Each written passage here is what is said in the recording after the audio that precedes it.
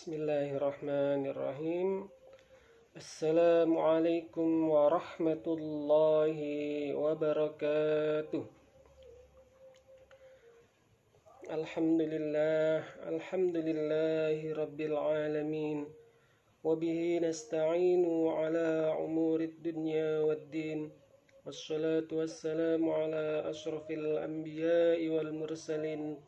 Sayyidina wa habibina wa syafi'ina wa maulana Muhammadin sallallahu alaihi wasallam. Yang saya muliakan di sini Ibu pengawas GPAI Pasar Minggu, Bu Ade Titin Gumanti MA, teman-teman semua yang kami muliakan, para bapak dan ibu guru GPAI sekecamatan Pasar Minggu. Pertama-tama marilah kita panjatkan puja dan puji syukur kita kehadirat Allah Subhanahu wa Ta'ala, yang mana sampai detik hari ini kita diberikan kesehatan, kenikmatan berupa nikmat iman, nikmat Islam. Salawat serta salam semoga tetap tercurahkan kepada junjungan kita baginda Nabi Agung Nabi Muhammad sallallahu alaihi wasallam.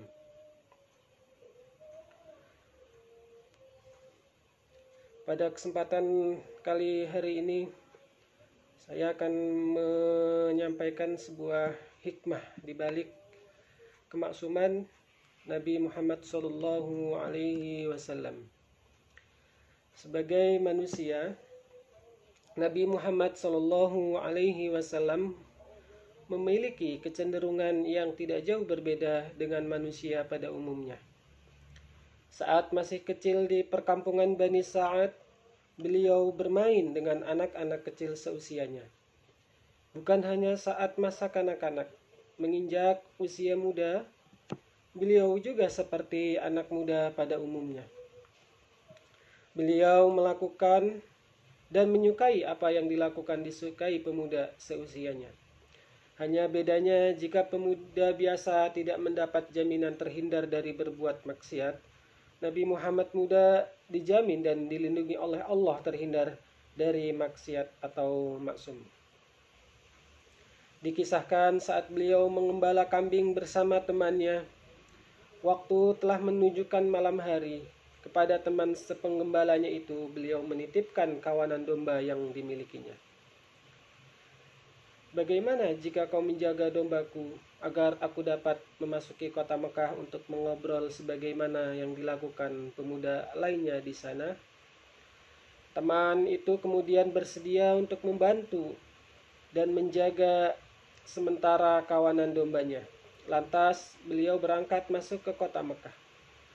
Baru melewati rumah pertama di kota Mekah, beliau mendengar suara riuh. Kepada orang yang ditemui, beliau menanyakan, "Ada apa gerangan?" Tanyanya penasaran. "Ada pesta pernikahan," jawab orang-orang. Beliau pun duduk mendengarkan lantunan suara pesta orang-orang jahiliyah itu. Beliau tertarik mendengarkan dan berniat untuk berkunjung ke lokasi pesta berlangsung. Tentu itu adalah pesta pernikahan yang dilakukan pada zaman jahiliyah.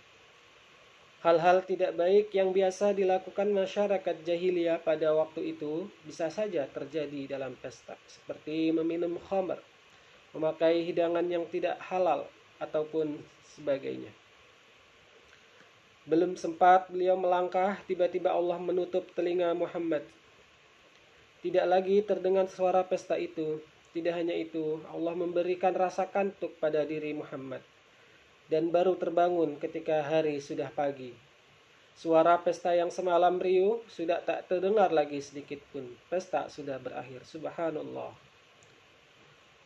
Sejak saat itu Nabi Muhammad muda berjanji untuk tidak melakukannya lagi. Cukup 2 kali itu saja. Di kemudian hari Rasulullah Shallallahu Alaihi Wasallam berkata, yang kurang lebih artinya, aku tidak pernah berniat melakukan sesuatu yang biasa dilakukan oleh orang-orang pada masa jahiliyah, kecuali hanya 2 kali. Akan tetapi pada kedua kesempatan itu pula Allah Subhanahu wa Ta'ala menghalangi antara diriku dan hal-hal buruk tersebut. Selanjutnya, aku tidak pernah berniat melakukannya lagi sampai Allah memuliakan diriku dengan kerasulan. Hadis riwayat Ibnul Athir.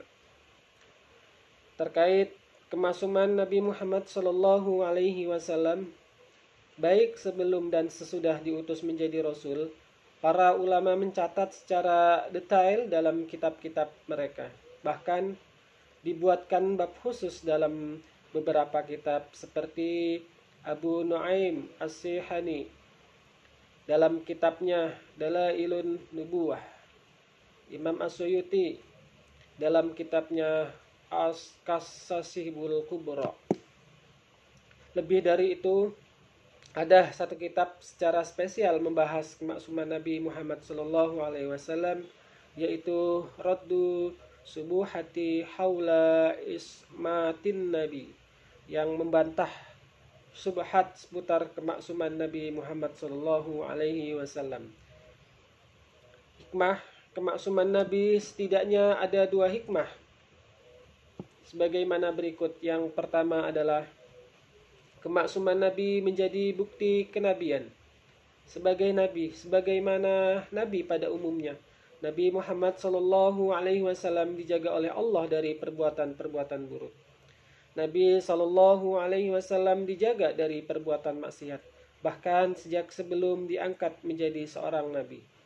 Kemaksuman yang tidak dimiliki manusia pada umumnya ini merupakan bukti bahwa beliau adalah seorang Nabi, seperti dikutip dalam Al-Quran. A'udzu billahi minasy syaithanir rajim. Bismillahirrahmanirrahim. Wa ma yantiqu 'anil hawa in huwa illa wahyun yuha. Surat An-Najm ayat 3 dan 4. Dan tiadalah yang diucapkannya itu Al-Quran menurut kemauan hamba hawa nafsunya. Ucapannya itu tiada lain hanyalah wahyu yang diwahyukan kepadanya. Berkaitan ayat di atas, Imam Fakhruddin Ar-Razi yang wafat 1210 Masehi menjelaskan, bisa dikatakan ayat wa ma yantiqu 'anil hawa menjadi bukti Nabi Muhammad SAW tidak pernah tersesat dan melenceng. Sehingga perkiraan makna yang tepat untuk ayat tersebut adalah bagaimana mungkin Nabi SAW tersesat atau melenceng, sedangkan ucapannya bukan atas dasar hawa nafsu. Hanya orang yang mengikuti hawa nafsu yang akan tersesat. Sementara itu, Dr. Mustafa As-Sibai menjelaskan, pada masa muda Nabi Muhammad SAW tidak pernah terlibat melakukan senda gurau dan hal-hal yang tidak patut bersama teman sebayanya. Allah telah menjaganya dari perbuatan semacam itu. Demikian pula Syekh Sa'id Ar-Ramadhani Al-Buti menegaskan, semua ini merupakan bukti bahwa Nabi SAW langsung dibimbing oleh Allah Subhanahu wa Ta'ala tanpa melalui perantaran apapun.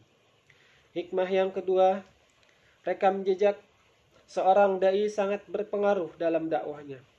Dr. Mustafa As-Sibai menegaskan, banyak orang berdakwah dan mengajak umat untuk memiliki budi pekerti baik, tetapi karena memiliki masa lalu kelam, akhirnya masyarakat berpaling dari ajakannya.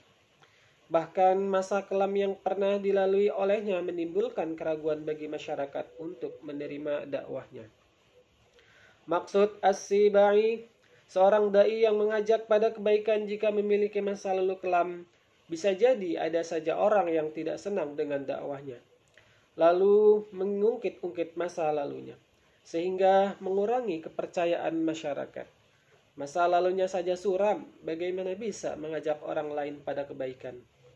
Nabi Muhammad SAW langsung dididik oleh Allah Subhanahu wa Ta'ala, yang artinya sebelum kelak terjun menyampaikan risalah mengajak pada kebaikan, dan mencegah dari keburukan, Allah sudah siapkan segala hal yang akan mendukungnya. Termasuk agar kelak ketika berdakwah, beliau tidak dicela kafir karena punya masa lalu yang kelam. Bisa jadi kalau Nabi Shallallahu Alaihi Wasallam tidak masuk, orang akan melakukan konspirasi menjadikan Nabi Shallallahu Alaihi Wasallam dengan menyebarkan aib masa lalunya yang kelam, sehingga menimbulkan keraguan terhadap khalayak umum atas misi dakwah yang diembannya. Tapi sungguh tidak ada celah untuk itu dalam Nabi Muhammad sallallahu alaihi wasallam. Wallahu a'lamu bissawab. Kurang lebih mohon maaf. Billahi taufiq wal hidayah. Assalamualaikum warahmatullahi wabarakatuh.